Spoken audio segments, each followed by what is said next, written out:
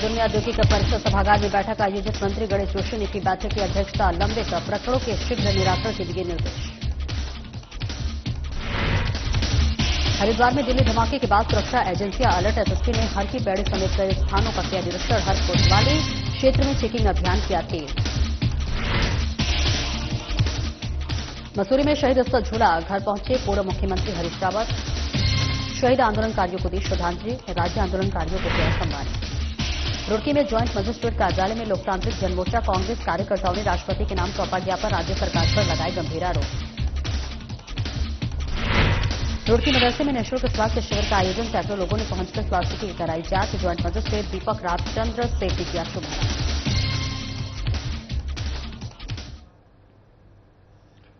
नमस्कार, स्वागत है आपका। मैं हूं आपके साथ सपना दीपक मद्देशिया। बुलेटिन का आगाज करेंगे कृषि एवं उद्यान मंत्री गणेश जोशी एवं गढ़ी कैंट स्थित सर्किट हाउस के औद्योगिक परिषद सभागार में विभागीय अधिकारियों के साथ बैठक की। मंत्री ने कृषि और उद्यान विभाग के लंबित प्रकरणों के शीघ्र निराकरण के निर्देश दिए। कृषि मंत्री गणेश जोशी ने कहा कि मिशन एप्पल और सेब की अति सघन बागवानी योजना के अंतर्गत किसानों के लंबित भुगतान जल्द किया जाएगा। उन्होंने निर्देश दिए कि संबंधित किसानों का 2 दिन के भीतर भौतिक सत्यापन कर लंबित भुगतान की कार्यवाही पूरी की जाए। साथ ही उन्होंने आपदा प्रभावित जनपद उत्तरकाशी के A ग्रेड और B ग्रेड के सेब काश्तकारों का भुगतान भी शीघ्र करने को कहा। मंत्री जोशी ने पॉली हाउस निर्माण की हो रही देरी पर नाराजगी जताते हुए अधिकारियों को निर्धारित समय सीमा में निर्माण कार्य पूरा करने के निर्देश दिए। बैठक में इस विषय पर भी चर्चा हुई कि पॉली हाउस निर्माण का कार्य एजेंसी के बजाय किसानों द्वारा स्वयं कराए जाने और सरकार द्वारा डीबीटी के माध्यम से सब्सिडी दिए जाने की व्यवस्था पर भी चर्चा की गई। उन्होंने राज्य के सभी जिलों में स्थित राजकीय उद्यानों और पौधशालाओं में 415 माली के पदों पर भर्ती प्रक्रिया शीघ्र शुरू करने के निर्देश दिए। साथ ही जायका परियोजना के कार्यों में भी तेजी लाने को कहा। उन्होंने कहा कि प्रदेश में हॉर्टी टूरिज्म और फ्लोरिकल्चर की अपार संभावनाओं को देखते हुए इस दिशा में कार्य किया जाए। उन्होंने बैठक में अधिकारियों को लंबित प्रकरणों के शीघ्र निस्तारण के भी सख्त निर्देश दिए।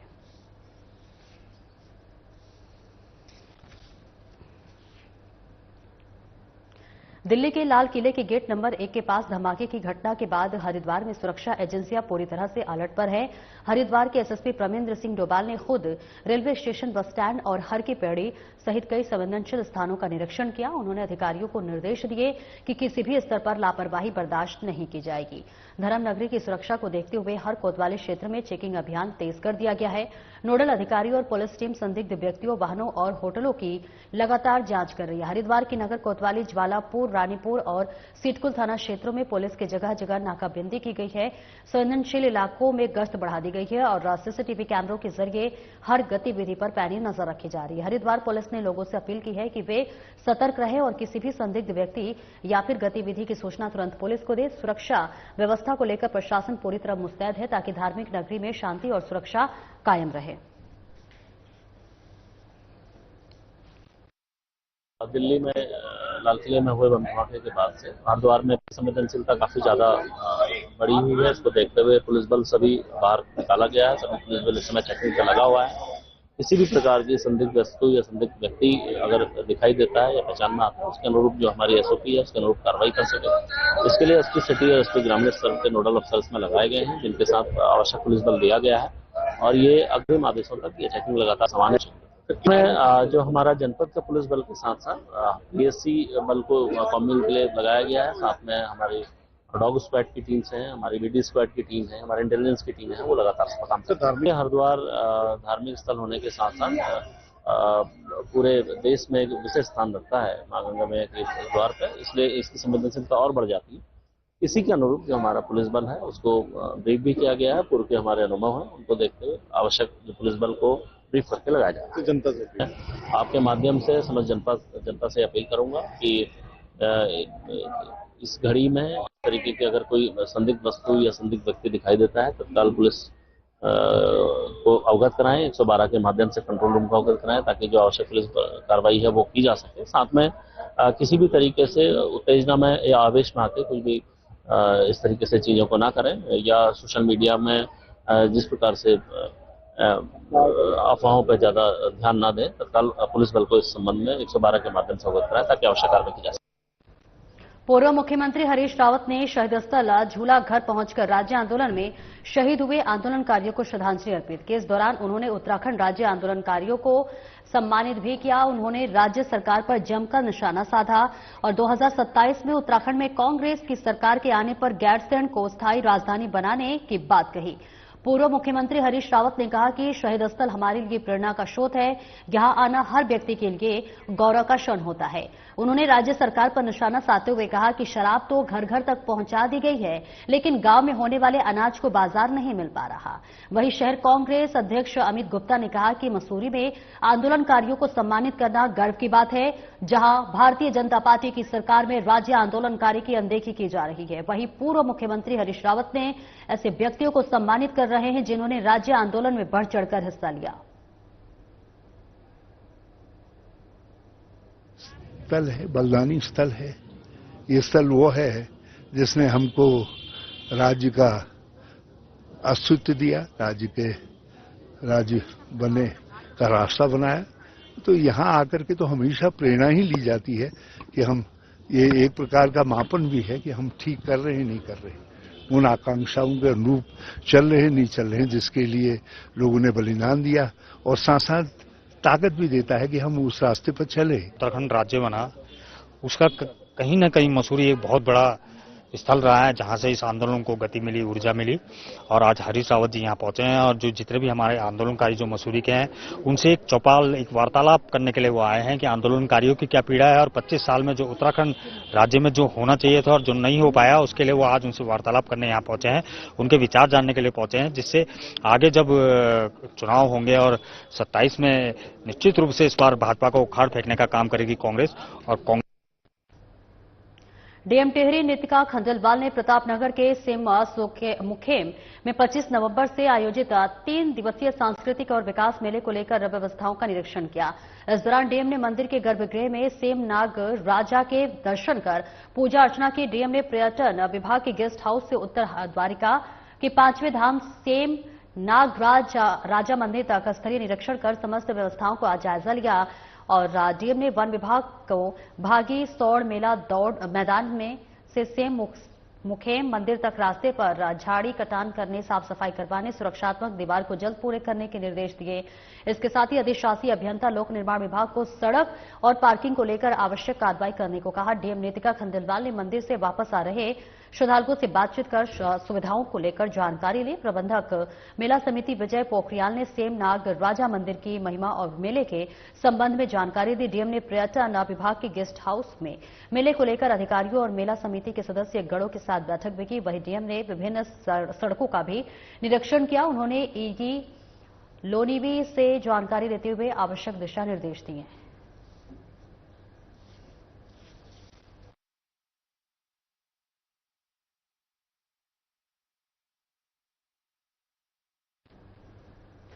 और आगे बढ़ेंगे। पुलिस कप्तान सर्वेश पवार के निर्देश पर एक बार फिर पौड़ी जिले में अकेले रहने वाले बुजुर्गों के हाल जानने का प्रयास पुलिस ने शुरू किया है। लक्ष्मण झूला थाना क्षेत्र अंतर्गत तमाम गांव में अकेले रहने वाले बुजुर्गों के पास पुलिस हाल जानने पहुंची तो बुजुर्ग काफी खुश नजर आए। बुजुर्गों ने अपनी समस्याओं से पुलिस को अवगत कराया और समाधान करने की मांग की। पुलिस कप्तान सर्वेश पवार ने बताया कि जो समस्याएं सामने आई है उनको नोट किया गया है। पुलिस से संबंधित समस्याओं का समाधान तत्काल किया जा रहा है, जबकि अन्य विभागों से संबंधित समस्याओं के समाधान के लिए पत्राचार की कार्रवाई शुरू की गई है। बताया कि लक्ष्मण झूला थाना प्रभारी संतोष पैदवाल की 4 टीम अलग अलग गांव में पहुंची, जहां मुख्य रूप से बुजुर्गों ने अकेले होने की वजह से राशन पानी में हो रही दिक्कत को बताया। इसके अलावा स्वास्थ्य संबंधी समस्याओं को भी पुलिस के सामने रखा। पेंशन और अन्य दिक्कतों के बारे में भी पुलिस को जानकारी दी और पुलिस कप्तान ने बताया कि समय समय पर अकेले रहने वाले बुजुर्गों से पुलिस हाल जानकर उनकी समस्याओं का समाधान करने का प्रयास करने की कोशिश करेगी।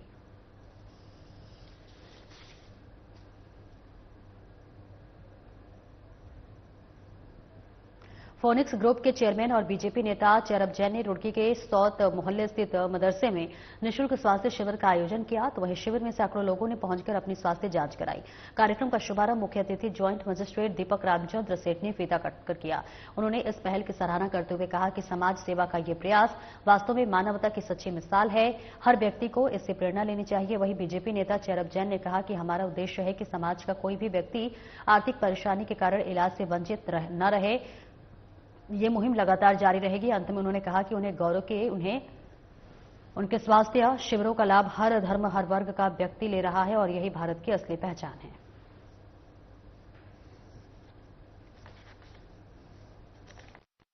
ये तो जो मेरा संकल्प है हर वार्ड में कैंप लगाने का और एक रोग मुक्त रुड़की बनाने का, उस संकल्प के चलते आज ये हमने कैंप लगाया है, जिसमें हमारा 32, 33 और 34 वार्ड है हमारा वर्ल्ड बैंक कॉलोनी, साउथ मोहल्ला, सती मोहल्ला, उनके जो भी लोग हैं उनके लिए कैंप लगाया गया। बाकी अन्य क्षेत्र से भी लोग आ रहे हैं, उनके लिए भी कोई मनाही नहीं है। और ये 9वां कैंप है हमारा और लगभग आज की तारीख में हमारे लगभग 30 वार्ड कवर कर चुके हैं हम रुड़की के। और जैसे ही हमारे सारे वार्ड कवर हो जाएंगे हम फिर से वार्ड नंबर 1 से शुरू कर देंगे और ये कारवां हमारा ऐसे ही चलता रहेगा। मैं आपके माध्यम से जो लोग यहाँ नहीं पहुंच पाए हैं सभी वार्ड वासियों को ये अनुरोध करूंगा कि हम लोग का कैंप ये 2 बजे तक रजिस्ट्रेशन ओपन है। आप ज्यादा से ज्यादा भारी मात्रा में यहाँ पर आइए और अपने स्वास्थ्य के लिए जागरूक रहिए। अब यहाँ पे जो प्राइमरी चेकअप है, आपका प्राइमरी चेकअप हो जाएगा। अगर भगवान न करे किसी के अंदर कोई बीमारी पनप रही हो तो उसको अर्ली स्टेज पे डायग्नोस बहुत जरूरी है और ये कैंपों के माध्यम से वो अर्ली स्टेज पे डायग्नोस करने का ही हम लोग काम कर रहे हैं। तो आपके स्वास्थ्य के लिए आप जागरूक रहिए और इन कैंपों का लाभ उठाइए। देखिए, मैं आज से नहीं, मैं शुरू से मौलिक अधिकार और कर्तव्य की बात करता आया हूँ, संविधान की बात करता आया हूँ। मेरा यूट्यूब चैनल है जिसपे मैं समय समय पर देश हित में क्या जरूरी है उसकी बात करता हूँ। और एक छोटे से ब्रेक के लिए रोकेंगे, जल्द लौटते हैं।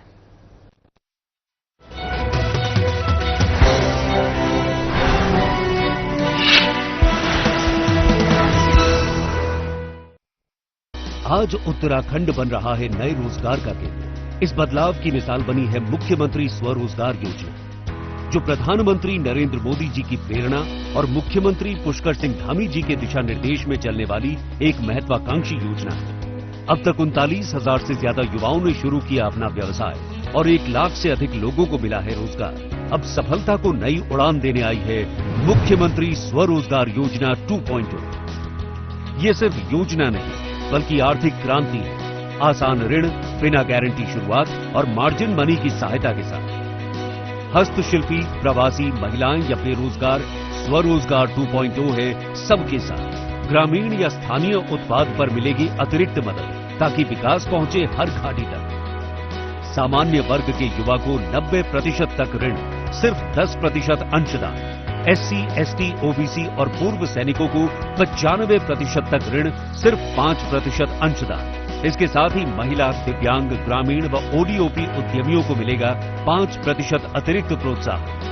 मुख्यमंत्री स्वरोजगार योजना 2.0 के तहत विनिर्माण इकाइयों के लिए 25 लाख तक, सेवा क्षेत्र जैसे सैलून व टेलरिंग के लिए 10 लाख तक और व्यापार जैसे जनरल स्टोर आदि के लिए भी 10 लाख तक की वित्तीय सहायता प्रदान की जाती है। आपका सपना छोटा हो या बड़ा, मुख्यमंत्री स्वरोजगार योजना 2.0 हर कदम पर आपके साथ है। बिना गारंटी का लोन, जरूरत पर फ्री ट्रेनिंग और सिर्फ 15 दिन में लोन वितरण की गारंटी। अब आपके उत्पाद जुड़ रहे हैं ऑनलाइन बाजारों और हिमाद्री एम्पोरियम से, ताकि आपका कारोबार चले नहीं, बढ़े। साल 2025 से 2030 तक 50,000 से ज्यादा उद्यमी बनेंगे इसका हिस्सा और लाखों को मिलेगा सम्मानजनक रोजगार। मुख्यमंत्री स्वरोजगार योजना 2.0, स्वरोजगार से समृद्धि की ओर।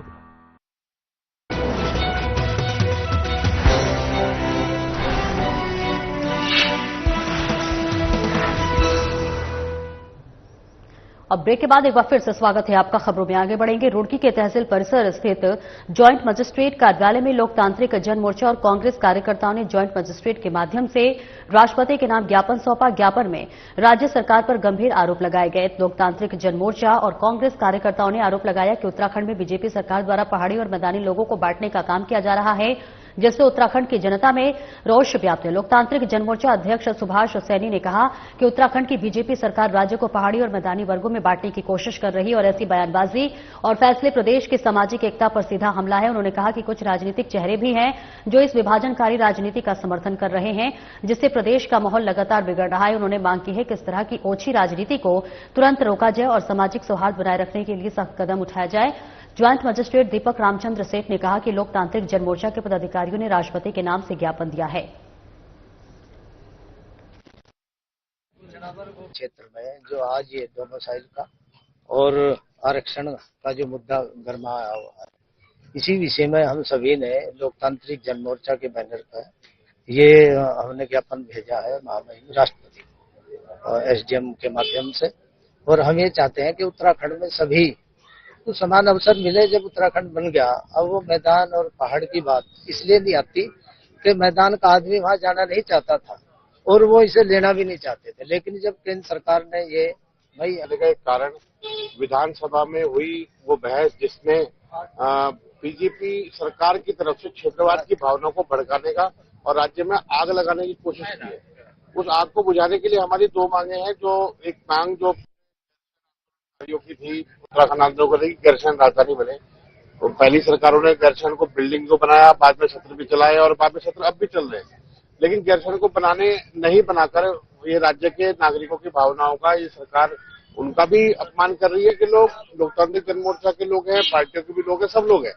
सबने कहा कि एक साथ समानता की बात हो और सबके हक और अधिकार उसको मिले और किसी भी तरह का भेदभाव करने की यदि कोई कोशिश सरकार करेगी तो हम उसका जवाब देने में भी सक्षम है और हम सब एक है और एक साथ रहकर इस उत्तराखंड को आगे बढ़ाने की बात करेंगे। यहाँ अपना स्थायी निवास और रिजर्वेशन के हिसाब से कि उनका डिमांड है वो मेरा ऑफिस के द्वारा राष्ट्रपति मैम को पहुंचा जाएगा। रिजर्वेशन और स्थायी निवास के इसमें डेट्स वगैरह चेंज करें।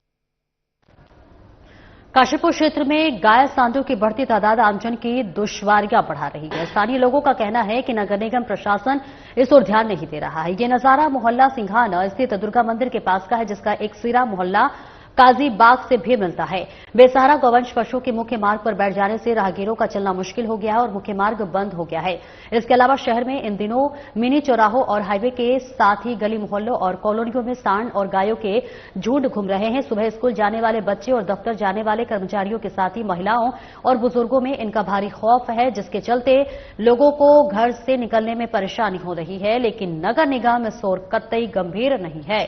स्थानीय लोग प्रशासन से गौवंश पशुओं को पकड़ने के लिए विशेष अभियान चलाने की मांग कर रहे हैं। स्थानीय लोगों का कहना है कि अक्सर सांड आपस में लड़ते हैं, इस लड़ाई में लोग घायल हो जाते हैं और गाड़ियों को भी नुकसान पहुंचाता है। इसके बावजूद नगर निगम की ओर से कोई खास कार्रवाई नहीं हो रही है। जनता का कहना है कि इन्हें इस ज्वलंत समस्या का त्वरित संज्ञान लेकर इसका निदान करना चाहिए।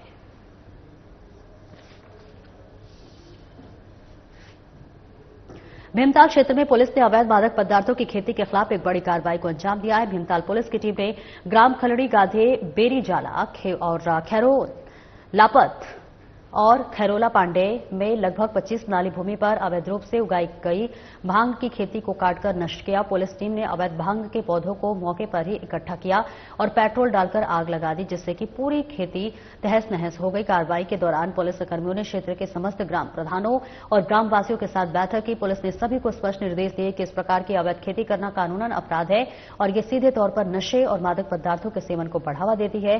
पुलिस ने सभी से अपील की है कि वे अपने क्षेत्र में इस प्रकार की अवैध गतिविधियों को न होने दें और नशे को जड़ से खत्म करने के में पुलिस का सहयोग करें। पुलिस ने चेतावनी दी है कि भविष्य में यदि किसी भी क्षेत्र में अवैध भांग की खेती पाई जाती है तो संबंधित व्यक्ति के खिलाफ कानूनी कार्रवाई की जाएगी।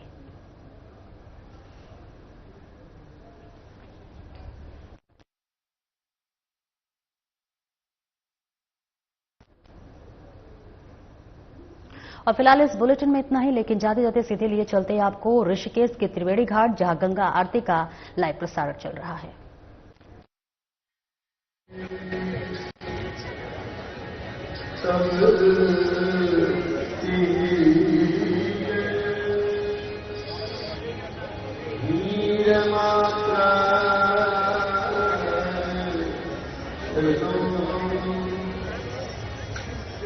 विगते विषय कृष्ण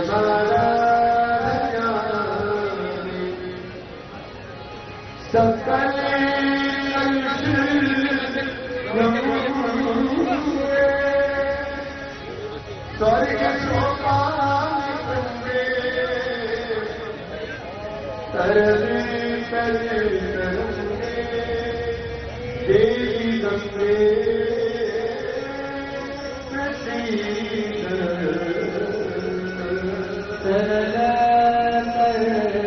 स्वर्ग देवी गंगे